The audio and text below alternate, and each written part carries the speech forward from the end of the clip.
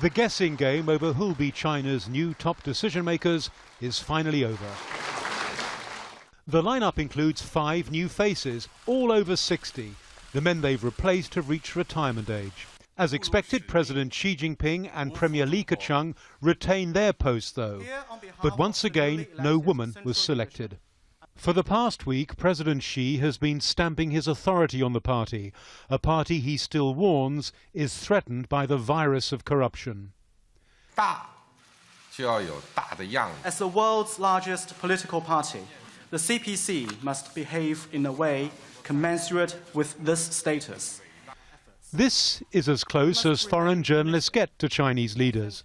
The president said he welcomed objective reporting, but not apparently from some of the world's biggest news organizations who were not invited to witness the leadership's debut. In theory, one of these new leaders will replace Xi Jinping as president in 5 years' time. But the presidency is not the most powerful political position in Chinese politics. Party secretary is. Xi Jinping holds that title and is expected to keep it for many years to come.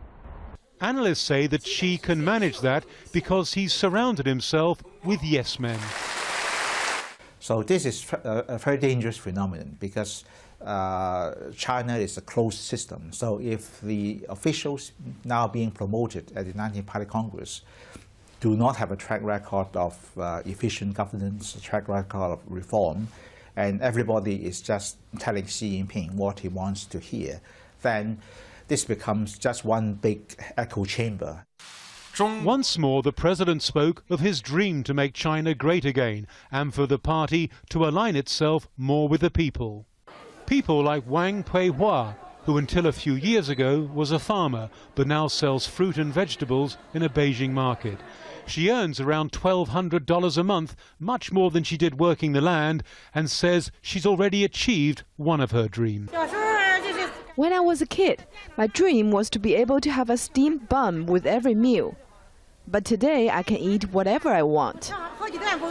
It has been a defining few days for Chinese politics, giving Xi Jinping the authority to push his vision of what China should look like by the middle of this century.